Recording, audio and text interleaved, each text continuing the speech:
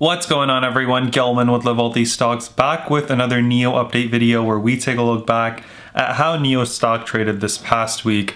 Key levels of support and resistance we are looking at. They're coming up on earnings tomorrow after the bell, so we will take a look at how earnings are or how earnings are expecting to be, what that could mean for the company moving forward, where the stock could be headed from that point on. So real quick, if you enjoy videos like this, don't forget to hit that like button down below, subscribe to my channel if you are new, and comment down below what your thoughts on NIO are, and I'd love to chat with you guys down there. So let me open this chart here and hit record, and we will get right into it. So as we could see from this chart, we opened the week in the 54s and we fell down to the 45s and the 46s after hours, falling as low as the low 40s earlier in the week. Taking a look at the 5-day chart, we see that it was a little bit of a roller coaster ride, right? Again, 40 or 54 all the way down to kind of 46s, briefly dipping to 41s, trying to go up, but not making it past kind of 53 point, and then dropping again low to the 44s, and then gaining a little and ending the week in the 45s, again in the 46.90s after hours. So now let's dig a little bit deeper into what they have coming up with earnings and what that could mean for the company moving forward. Then we'll do our usual analysis on support and resistance levels to see if we can maybe get some indication of where the stock could be headed. So what we want to talk about is, what we care about with this earnings is not whether they made or lose money, it's what they expect earnings growth to be and what the projections for the rest of the year to be from the company, right? That's what this article talks about here, assuming they don't have like a big hit or a big surprise. I think Li Auto posted a surprise profit of 2 cents and they were still caught up in the overall market sell-off, right? So let's take a look here. What this article talks about is the company has been trading in the red, right? We hit $67 in January and now we are back in the mid 40s. Why is that? Well, first and foremost, it's because the entirety of the market has been pulling back, and growth stocks, the way they go up faster, they typically also come down faster, right? So we've seen that happen. We've seen Tesla retreat from, a high of 900s just a couple weeks ago to trading in the $700 or around the $700 range. And NIO has been kind of similar as well, right? So what we are talking about here is, let's take a look at what they're expected. So they're expected to report a loss of 7 cents per share, and revenue is projected at $1 billion, 1.01 billion, which is up 148% from a year ago. The expected share price movement is about 11.5% in either direction, right? And the way you calculate that is by looking at the deltas on the options pricing, and then implied volatility sits at the 25th percentile. So what they're also looking at here is, well, are people expecting it to go up or are people expecting it to go down? So they're saying, hey, most of the put activity that we've seen is happening at the 35 and 40 strikes, but more activity has been seen to the upside, which is great news for us holding NIO, assuming you're not short NIO, particularly in the 50 and 60 strike calls, right? So that's great news for us. A lot of people are anticipating a push towards 50 and 60, and then we see a push towards 35 and 40, right? And again, big money usually knows what's going on a little bit better than we do. So if we can get an indication of what they think, that's always a good thing, right?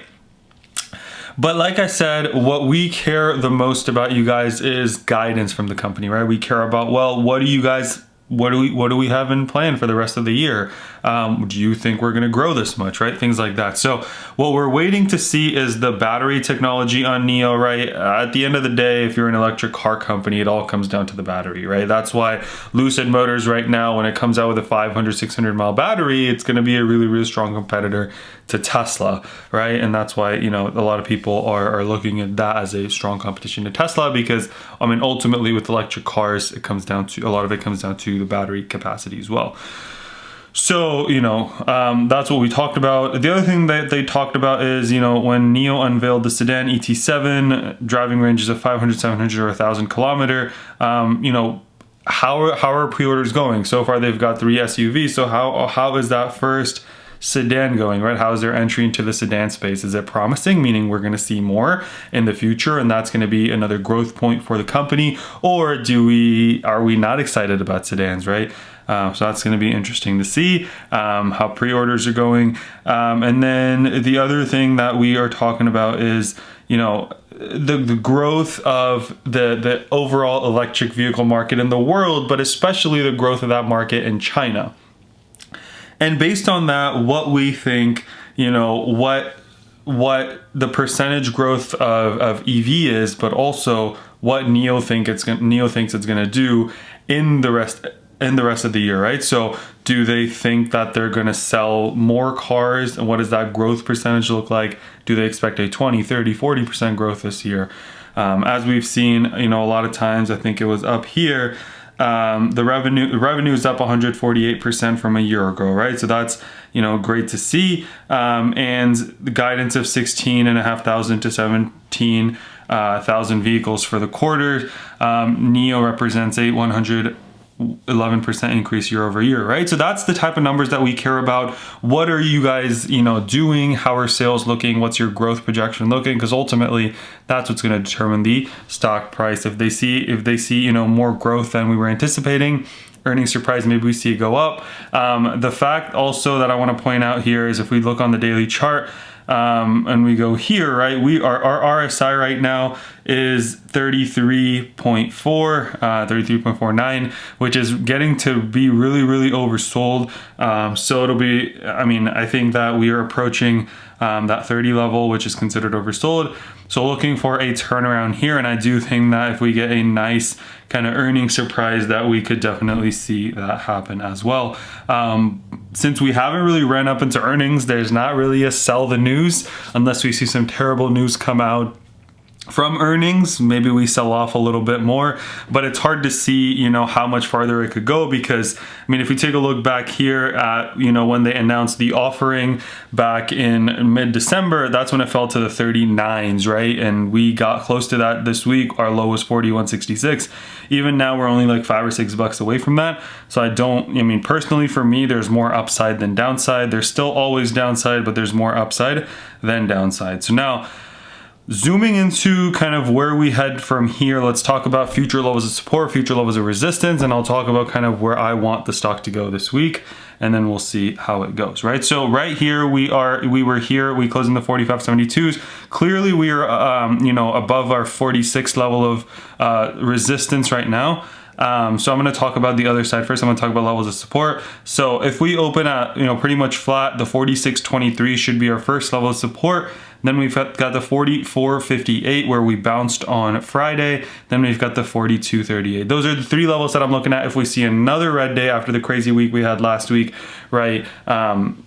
Always prepared for what the downside is and always trying to see where we could bounce if we start to go down.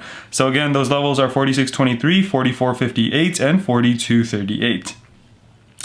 On the upside, again, watching for a push towards the 47.42, 48.09, and 49.05. Those are the three levels, and I understand that they're super, super close to one another, but they are levels that I'm looking at. Hey, if we got through 47.40, I'm looking at 48.09, then I'm looking at 49.05, because I do think those are potential levels. And then if we can break 50s, then I'm looking for a push towards 51.83. So my goal for this week, assuming markets are looking normal, not super healthy, but at least normal and not red, I think that we should be able to push through a couple of these levels, clear 49 and make a push towards the 51 level. Depending on how quickly we can get to the 51 level, I think there could be more upside this week considering it's earnings week.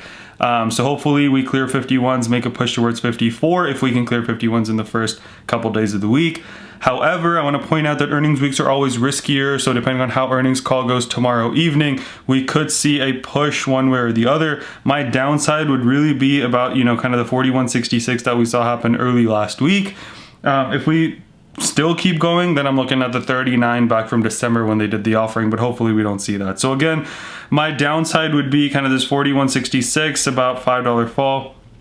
which we were at last Monday. Very, very briefly though, that got bought up, which was really promising.